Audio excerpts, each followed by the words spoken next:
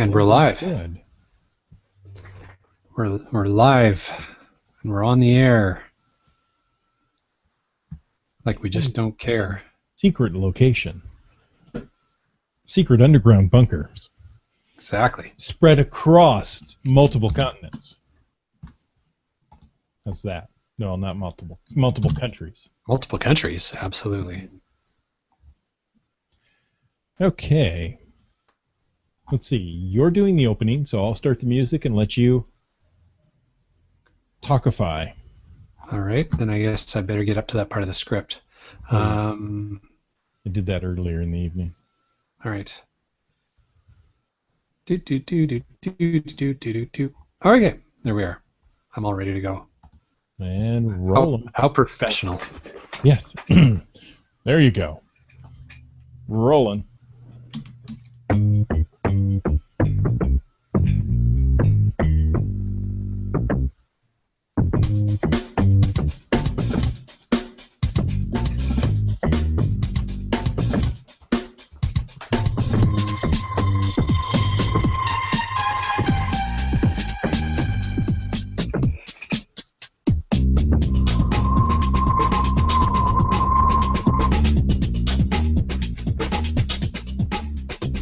Welcome to Caching in the Northwest, the only podcast dedicated to geocaching in the great Pacific Northwest.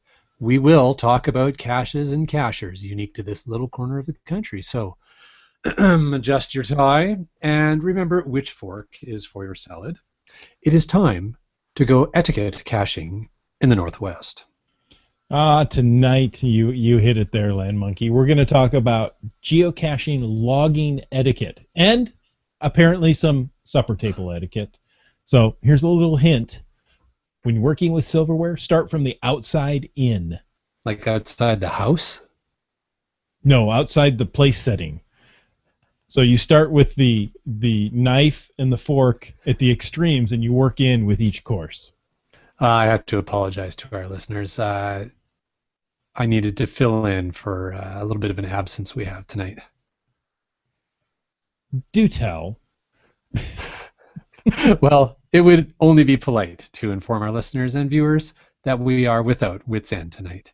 But he is here. He is here in spirit. There we go. Oh, I love that little sound clip. So, but in order to discuss the geocaching etiquette, we do have our northern cousin. Some say he's overly fixated on the number 5 and signs all his emails with a happy face. All we know is he's called Land Monkey. 5, 5, 5. Yes, I don't have a Wit's End kind of sound or anything, so we'll have to come up with something eventually. I'm going to come up with something. All right, sorry. Where were we? Yes, etiquette. And speaking of courtesy and manners, I would like, on behalf of the show, to thank Wet Coaster, who has donated through PayPal. Thank you very much. In addition, Peanuts or Pretzels emailed us to say thank you for having them on the show. They noted that Hawaii was great. I believe they've just left, and I think the latest post I've seen have them in Thailand, perhaps. That's right. They're going about Asia. They are. They said that Hawaii was great, although they were not able to make it to the cliff diving cache they were hoping for. They did, however, find an epic 5-5 geocache that had them crossing 3 waterfalls and climbing to get a cache on the island of Maui. And of course, there will be video on their channels very soon. How cool is that? A 5-5 cache that has you going across 3 waterfalls. That's pretty impressive. That's very cool. It's not as good as cliff diving to grab the cache halfway down, but, you know, if you've got to do something in Hawaii, go ahead and do a couple of waterfalls. 3 of them to be exact. So that's awesome. That sounds right. Yeah. I look forward to doing some of that tropical geocaching one day. And, you know, Peanuts and Pretzels were great people to have. We hung out with them for the day at the block party, and we wish them safe travels on their new worldwide adventure. We did indeed. All right, so Bad Cop, why don't we get rolling with our show here and start discussing some logging etiquette? We definitely should talk logging etiquette. Now, we want to talk in broad categories tonight. And we're going to talk, smartphone versus GPSR and computer. Now, when you're using a smartphone to cache, you have the ability to write and post your logs immediately right there on the spot. That may seem like a great thing, but, as Spider-Man says, well, actually, it's Uncle Ben who Uncle says, Ben, yeah. great power comes great responsibility. So when logging by smartphone, try to resist the temptation just to use TFTC. You're right there. You're walking back to your car. Typing and walking don't always mix. I mean, walking for me is a hazardous sport. So when I put typing in it, looking at the little screen instead of the trail that I'm on, bad things happen. So there's nothing wrong with doing TFTC and then coming back later and editing that post and making it a little longer. So great advice. What I like to do, I'm going to jump right ahead. Go for it. What I like to do with my smartphone is talk into it as I'm walking back. So, you turn on the dictation function, however you do that on your particular smartphone, and have it do the dictation for you as you're walking back. And I find that to be very easy. I tend to be far more verbal that way, or verbose, I should say, because I am verbal.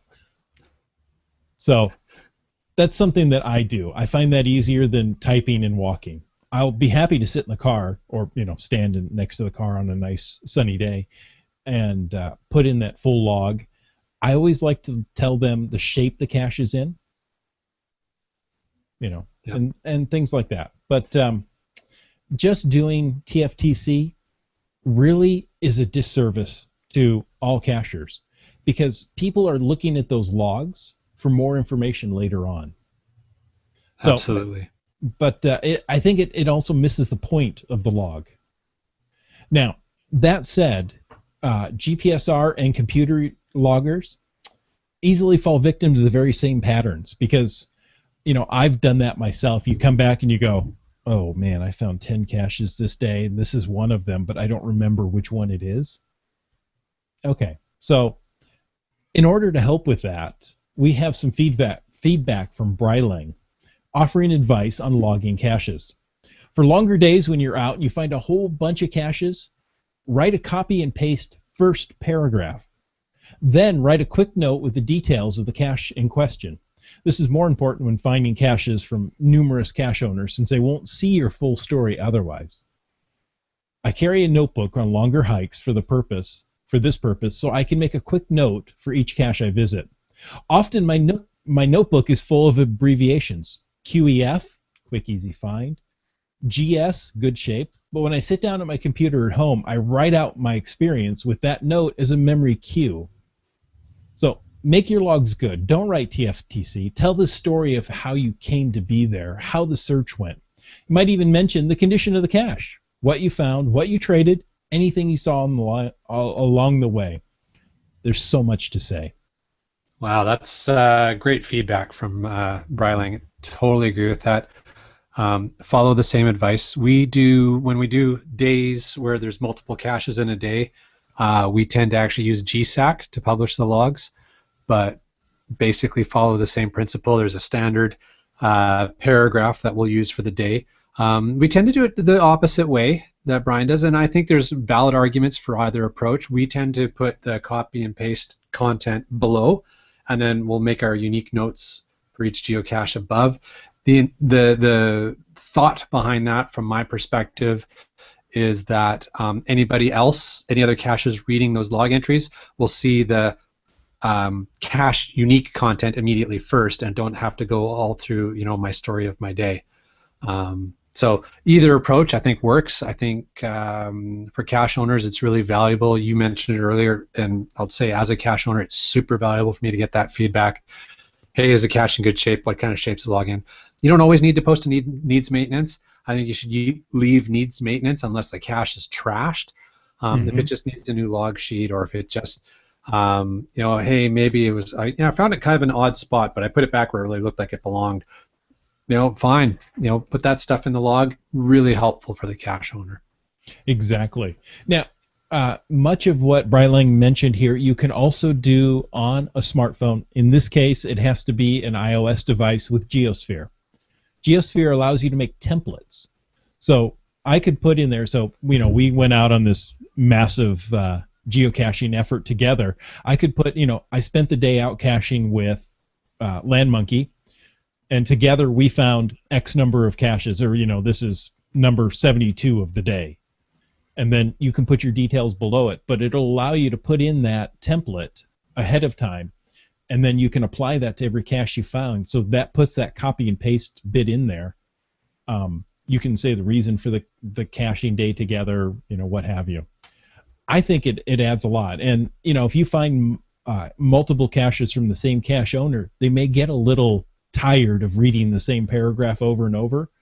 Yeah. But when you're communicating to multiple cache owners, I think it gives a nice story. And I completely agree with what Brian mentioned. So, absolutely. So, moving on to our next topic, Bad Cop. Any advice for first to finds? Well, FTFs or first to finds really belong in a category all by themselves.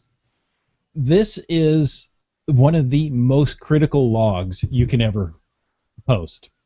I always make sure to note the time of my FTF, not only in the log sheet, but in my online log as well. There's times I've gone out going for the FTF. I look nothing online, and I get there and I find I'm the third or fourth to find. These people didn't log their finds. Okay, not everybody has a smartphone that they can log from the field in. I completely understand that. But I found there are some people that actually enjoy not logging it right away. I don't know if they do that on purpose or if that's an idea, because, I do know people that if they're not first to find, they're not going to go out and log it. They're not going to go out and find it. So by not logging it, they're encouraging people to come out and find this cache. True. I don't know. Most cache logs provide a space for FTF. They'll put it right at the top. FTF by so and so at such and such time. So try to use that space. I know people who have claimed FTFs by looking at the wrong side of the log. Yeah, flip it over, look at it. You've got time. Unless somebody else is running on the path behind you. Yeah, and valid point as well for micros or nanos where the log is very, very small. Usually when you just start to unroll that little tiny slip of paper, there'll be a first space for an FTF there, and you'll definitely know if you're the FTF on a micro or a nano because it's not going to be opening a big book and having to flip it around and you won't unroll it the wrong way. So, use the space and actually on the topic of nanos, particularly nano logs, but micros as well. Just stick with your initials. Don't write your whole name. You can put the date, the time, and LM for LandMonkey, TBC for the Bad Cop. Exactly. BL for Brylang, but just keep it short because you know what? They'll know it's you as soon as they go online and look at the log. You don't need to write a story, and respect the poor CO who's going to have to go out and replace that log sheet. So whether you're first to find or eighth to find or 73rd to find, and for those nanos or some of those micros, I really like to carry a mechanical pencil that can write quite small. I mean, if you're coming out there with a big dull Sharpie and you have to take up half the log just to get your initials on there because it's the only way it's going to be legible. Well, you do what you have to do. Don't claim the find. I'm not worried about that, but try to be respectful of the CO who's going to have to go out there every third day to change that nano log. Kind of serves them right to begin with, but that's not the point I'm getting at here. Oh wow! Okay. Oh, sorry. So, did I say that out loud? Going from caches with logs that are microscopic to ones that just don't even exist. Let's talk about Earth caches. Now, Earth caches, of course, as hopefully we all know, there is no log sheet for an Earth cache, but you do need to log them online. But please, with Earth caches, and in fact any type of virtual cache, always email your answers first before posting your log online. Even if you are a smartphone cacher. And we really need to dedicate a few entire shows truly to do justice to the topic of Earth caches. But most importantly, along that same line that I was just going, read the logging requirements. The Earth cache has been approved and published based on those logging requirements. So there is something you're supposed to do. Email the answers to those questions, and learn something. That's the whole point of Earth caches. And if you don't like learning stuff, then don't do an Earth caches. That's what the ignore list is for. You mean you have a choice? Well, some people do. I don't. Okay. What do you like to learn? That's a self-imposed lack of choice, yes.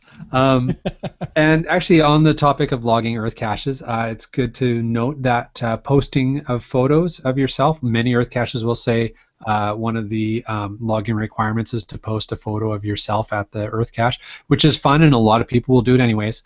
But technically, that is not mandatory anymore. Right. Due to privacy legislation compliance, Groundspeak or geocaching.com has made that no longer a mandatory requirement. So there you go. Now, much like Earth caches are virtual caches. I have found some virtual caches that didn't require any proof that I was there. Thought that was odd. Was only one so far. But there are most of them that, here, email this information to me. And just like Earth caches, email that information first and then go log your find. Now, I tend to do it, I'll email and then go back and go ahead and log it and say email sent.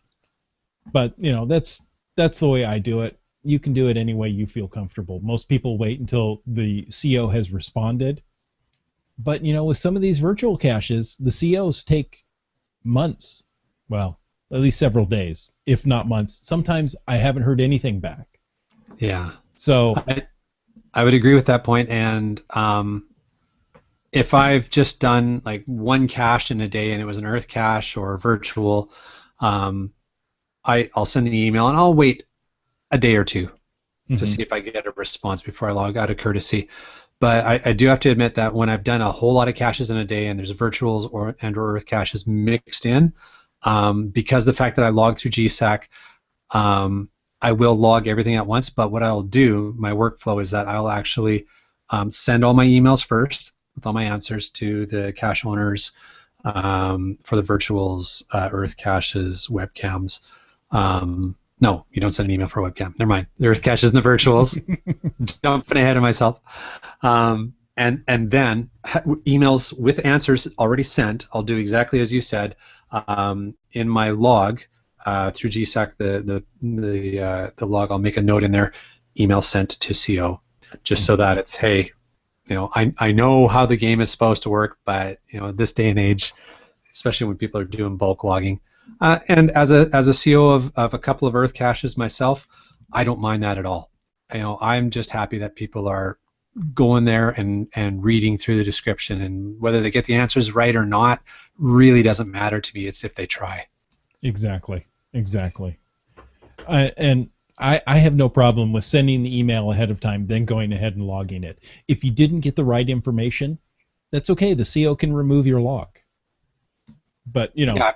At least you've made the effort and you're not trying to do an armchair log. So now the next topic we want to, or the next type of cache, and Land Monkey, you've let the cat right out of the bag, is webcams. So Fair enough. they're really, you have to grab a picture and send that along with your log. Don't say, hey, I logged it, I'll send the picture later. Yeah. If you don't have it with you, that's okay. Wait to log it. Put the log and the picture together. Exactly. I was going to say, now here's a cache type where smartphone caching is a huge advantage. Oh, huge. Do you remember doing webcams back in the old days where you had a friend trying to capture a picture for you?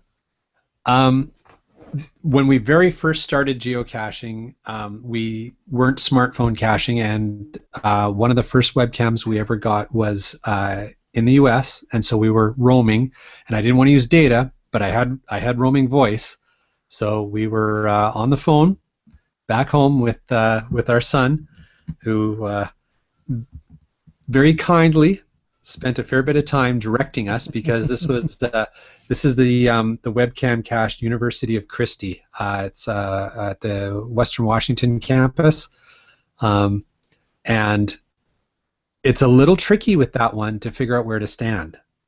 Okay. And you're really, really small, so it took us a while of us on the phone and him saying, "No, you got to turn around." This is a picture of us leaving the cache. Exactly. So, long story to say, yes. Yeah. There was one I did. I think I've told this story several times at the Alamo, and I was with Wits End on the phone, and it was like 107 degrees. It was hot, and this cache, or the camera, was facing in the full sun. So I'd stand out there and I was like, "Come on, hurry up and get this. I'm melting here."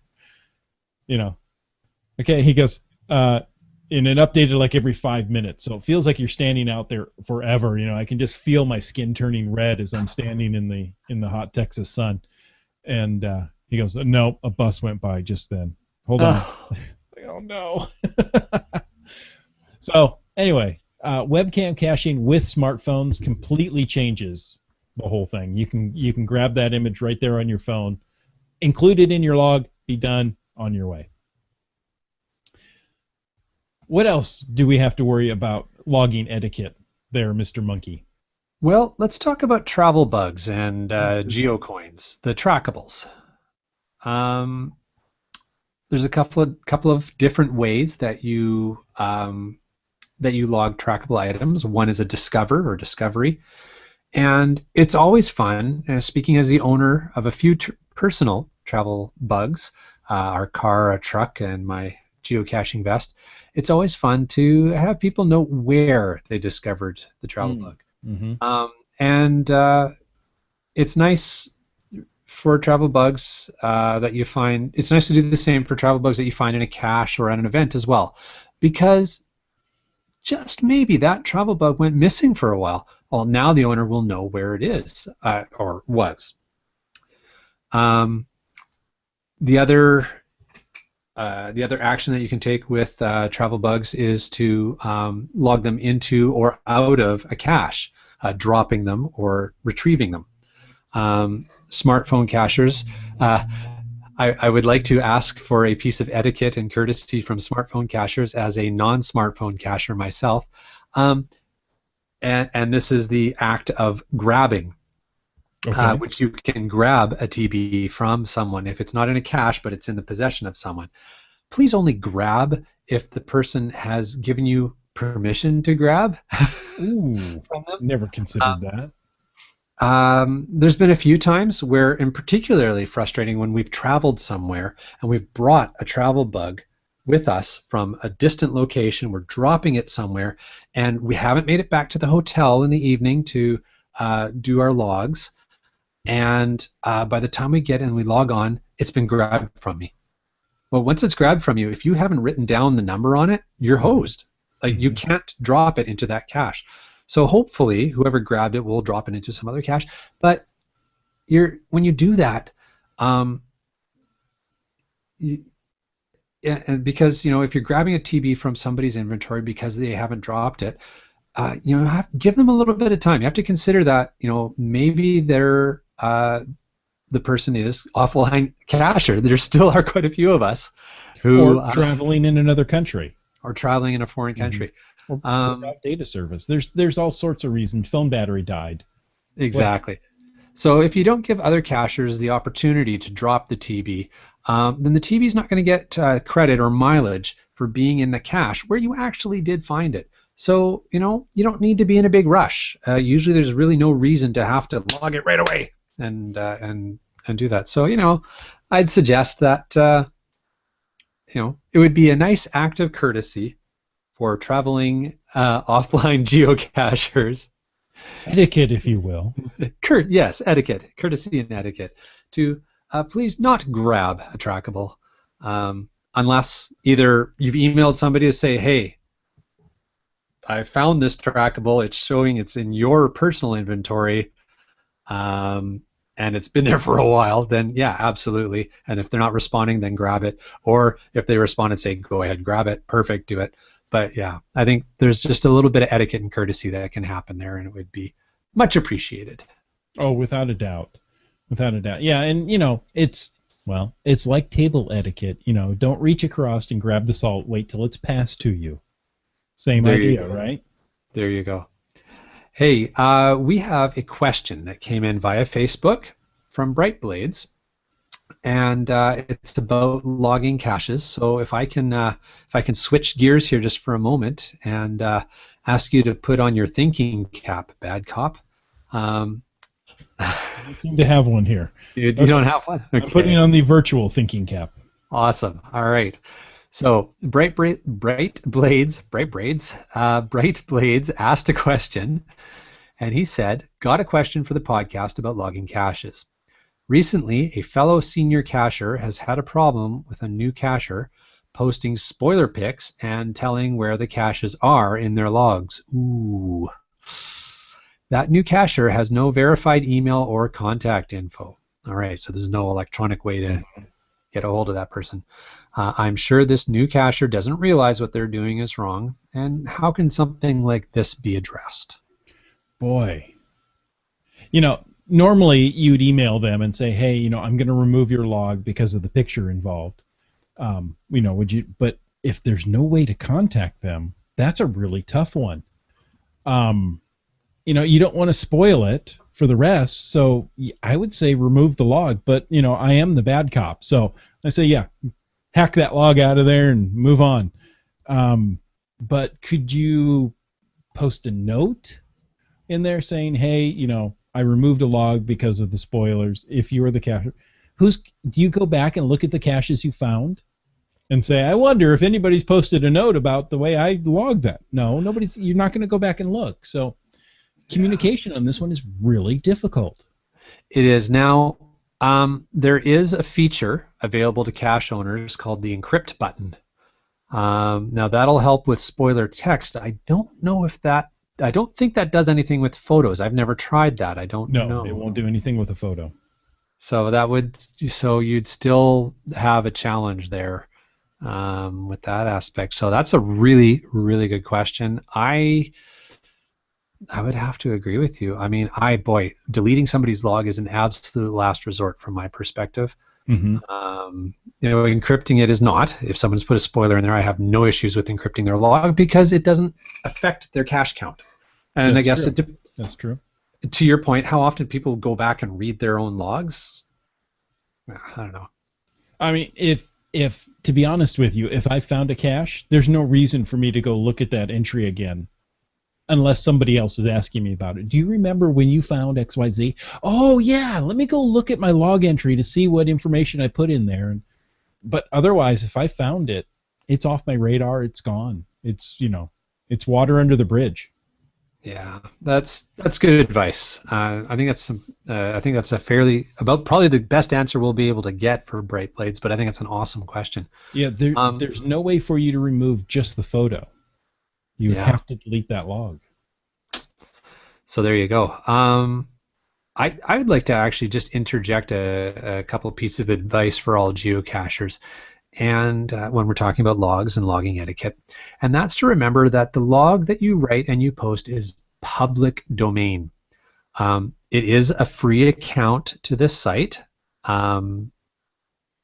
Premium caches, obviously you need. You won't see the logs on those, but even without an account, you can see the last 4 logs on any cache. So this is definitely public domain information when you put a log in there. Everyone can see it, and it's there for a long time. So if you're frustrated or you're angry at the moment, try to avoid writing a "this cache sucks" log or "you suck" log. Just give yourself some chill out time, wait a day, and then log the cache online.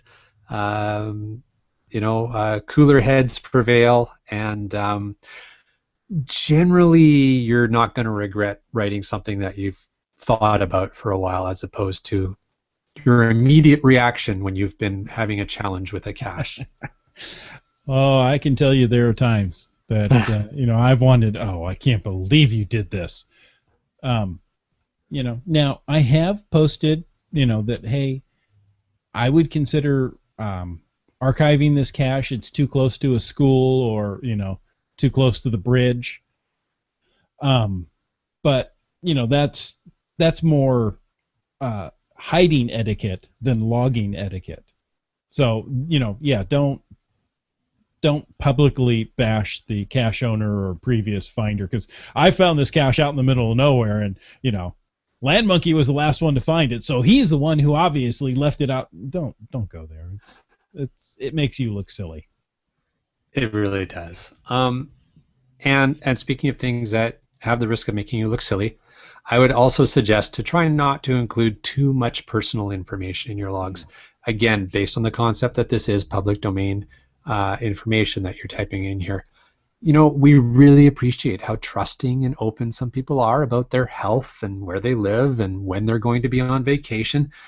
But that information should not be published in the public domain. So, as Brylang said earlier today, just stick to the story of the geocaching experience. It's going to be a great story unto itself.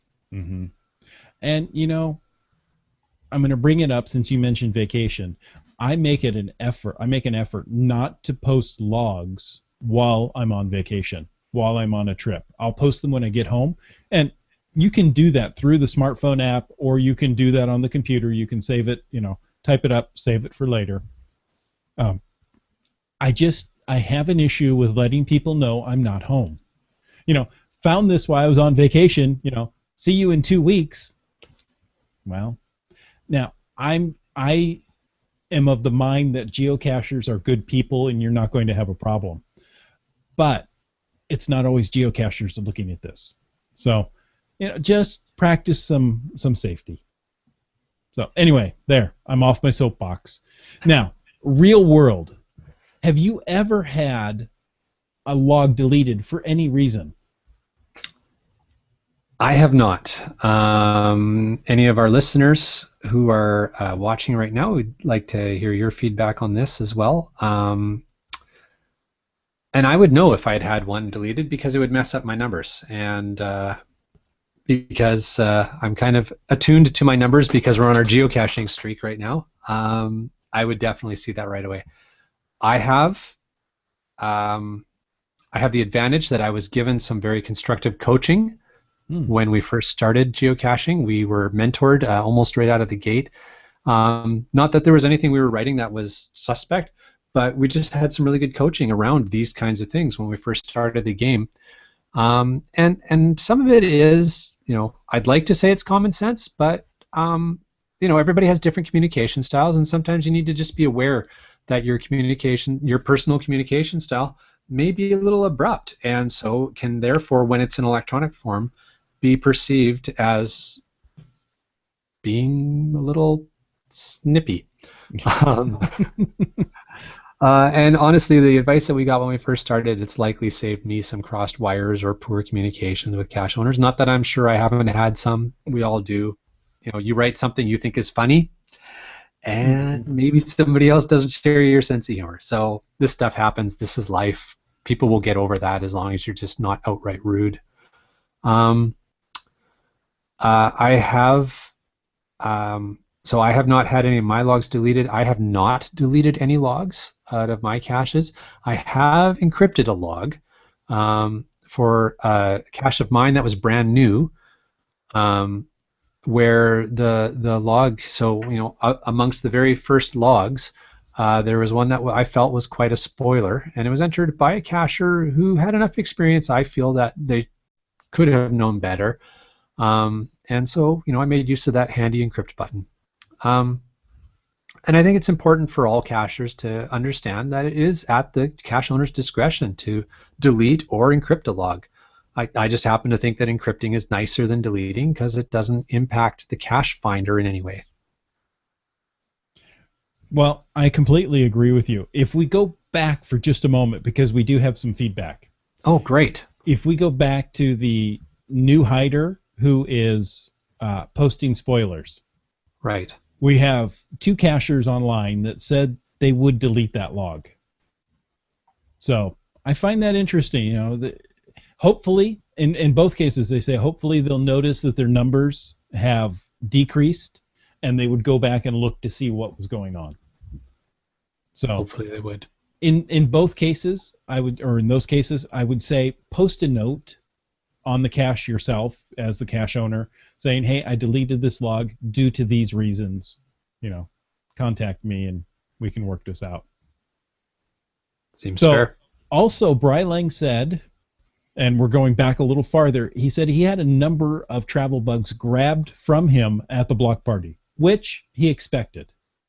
But it shouldn't happen elsewhere. Learned the hard way that when I grabbed one from somebody, they told me I shouldn't have.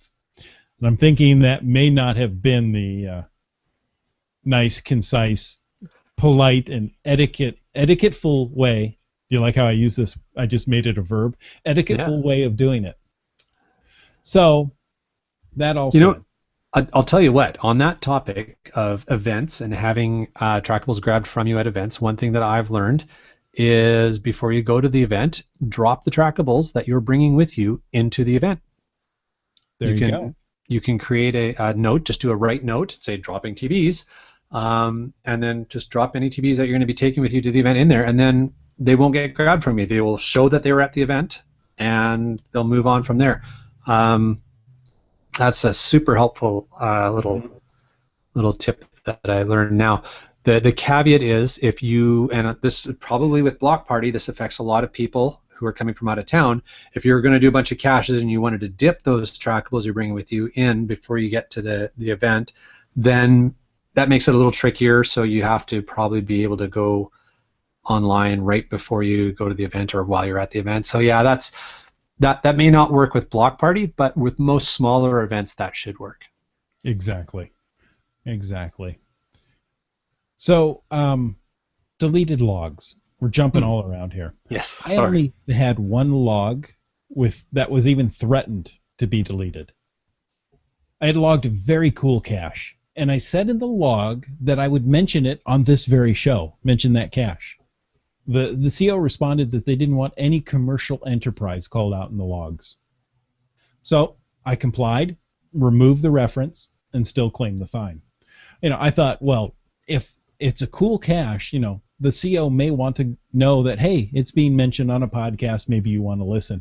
I wasn't doing it for, you know, any other reason than, you know, hey, I'm going to mention this. I just want to let you to know. But anyway, it wasn't taken that way, so I wasn't offended, took it off, moved on with my life. Absolutely, and as we mentioned before, it is the cache owner's discretion how they would like to have that done.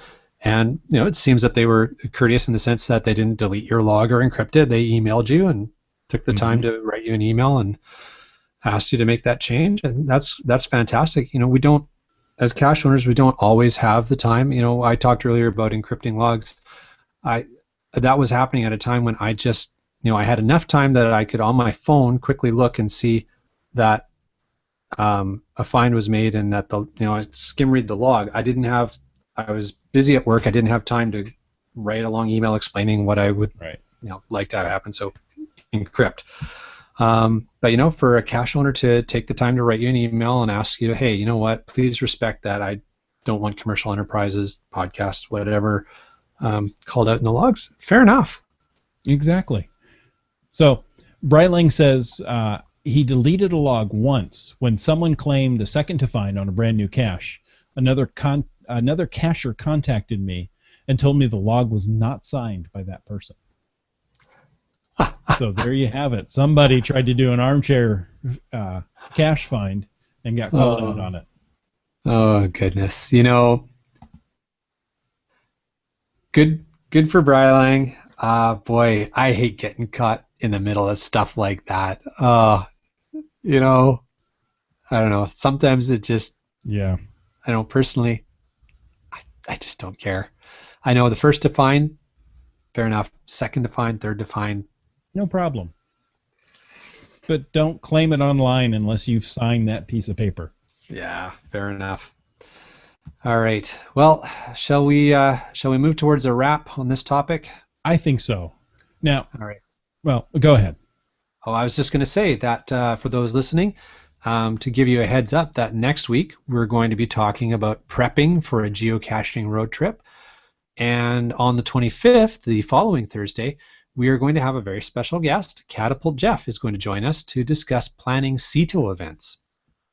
That's so very cool. I haven't planned a CETO, so I want to do that.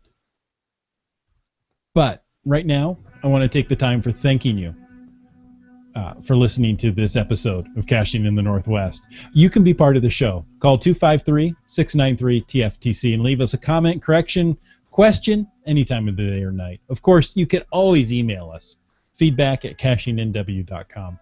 Visit cachingnw.com for show notes on this show or more about any of the other Caching in the Northwest podcasts. Your support helps keep quality shows coming. So if you like this show, please click on the PayPal button in the website. This show's licensed under Creative Commons Attribution 3.0 license, copyright 2014 by Chris Umfenauer. Good night, folks. Thank you for listening. Good night.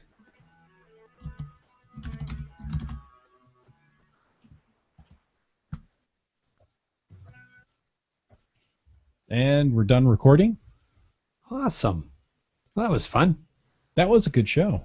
There was a lot of information in there. Brylang says he learned a acronym in the Scouts. GOMO. Get over it and move on. I love it. That's awesome. My pastor had a great line that he said, cry yourself a river, build a bridge, and get over it. I like that. Oh, that's good. What do we got? Oh, we had some feedback early on in the show from Wet Coaster. How many acronyms is too many? Two acronyms is too many. If you're gonna put TFTC, don't put any other acronyms. That's plenty for me. I do use TFTC. Yeah. As long as you use TFTC within saying something else. Well, and I've also used TLLNSL.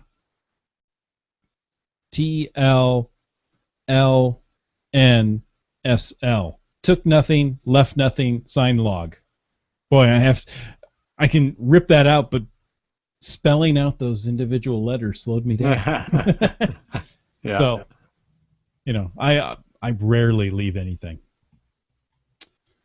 Brylang did say that on questions of etiquette, one must always check the Emily Post Institute. That's the website there. That's handy.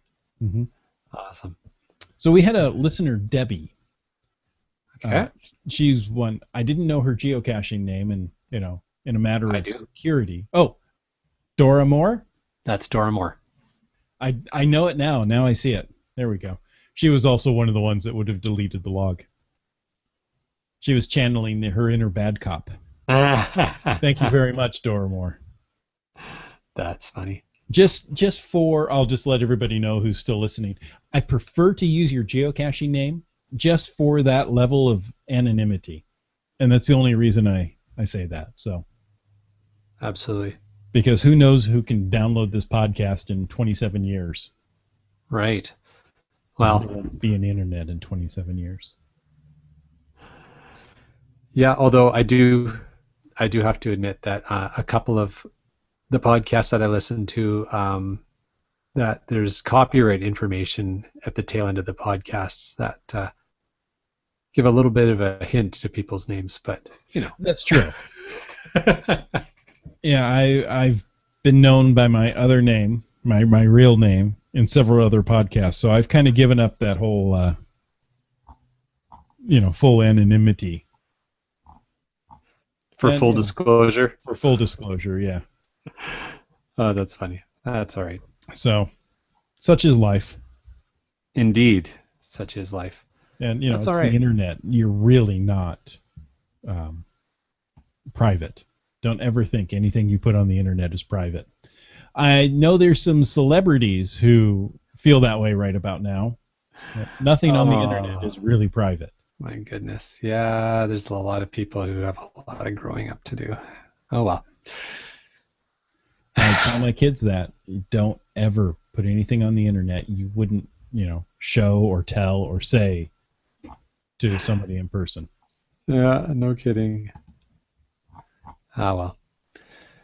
No, good episode and some great feedback. I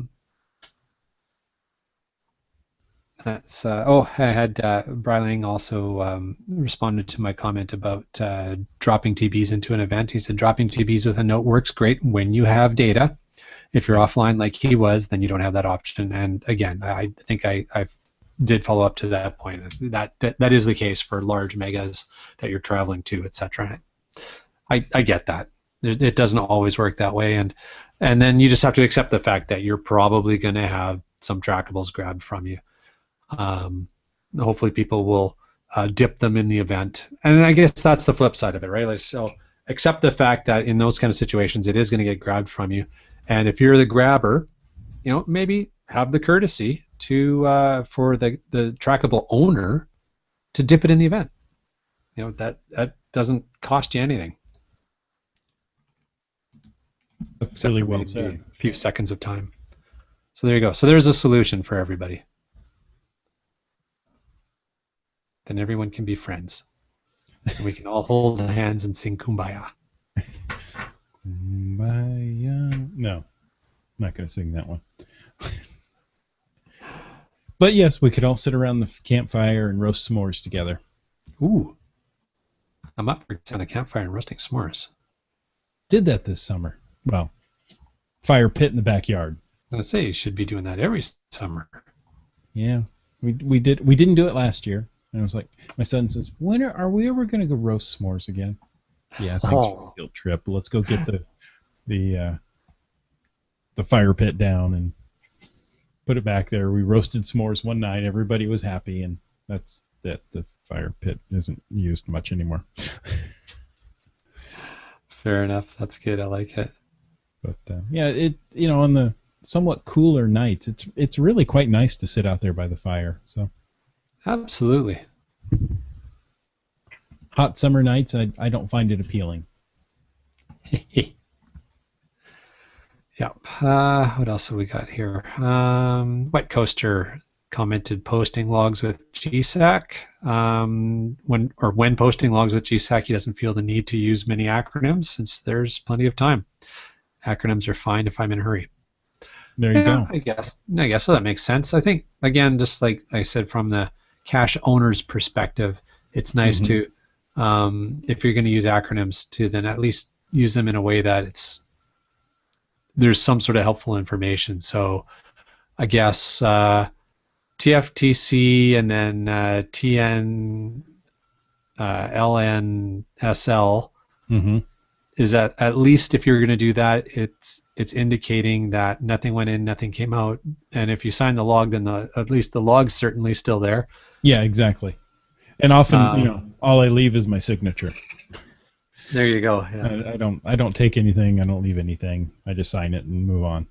Well, we love Bright Blades is listening tonight while he's working. So. Wow. Way to go, Bright Blades. That's awesome, man. I hope you're having a great night at work. I hope it's going smoothly for you. Yes, I do. That's awesome. I think we should call this a night. Yep. Call it a night at work if you like. Good day at the office. It has been a good day at the office. We will call it a night. We will thank our listeners and viewers, and hopefully many of you listeners and viewers, I'll see you on the trails soon. It looks like a lot of them are from up here. Up north, yeah. Yeah. Bad Cop, you're going to have to step up the game a little bit. I don't know what I'm doing wrong. No, actually, I've had people contact me and say, "Oh, I love listening to your podcast." Great, but they're not listening live; they're listening later. Hey, that's all right. So it's a zombie listener, really, is what it amounts to. Well, we like them too, but you know what? I think a little extra special credit to those who are carving time out of their nights to be online with us. Yeah, watching live is not always an easy thing to accomplish. So No, it's I not. really appreciate it. You guys, I really, really appreciate it. So thank You you. guys are awesome. And feedback during the show really helps. So thank you It again. really does. All right. Well, good night, folks. You know what I should do? I Oh, should what give should you do? away some prizes to Ooh, those who are listening. So next show, or should we wait till? let's wait Let till me the think about 25th. this. Let's wait till the 25th. Yeah, and then we'll give away prizes to those who are listening. Wow. There's an So incentive. there's an Spread the incentive. word. I've That's got some awesome. sitting right back here. Awesome. Is that some of the stuff that we were given at the Yep, nice? at the block I, party. So yeah, I was just to say, it'd probably help if I finished my sentence, but you know, I knew exactly where you're going. not everybody else necessarily did, but that's good. Awesome. Well, that sounds fantastic. What a great idea. Yeah, we need to give some stuff away. All right. Well, let's talk about how we're going to do that offline, and we'll make an announcement next episode. Love it. And yeah, 25th. Fantastic. Sounds good. Good night, all. Night, folks.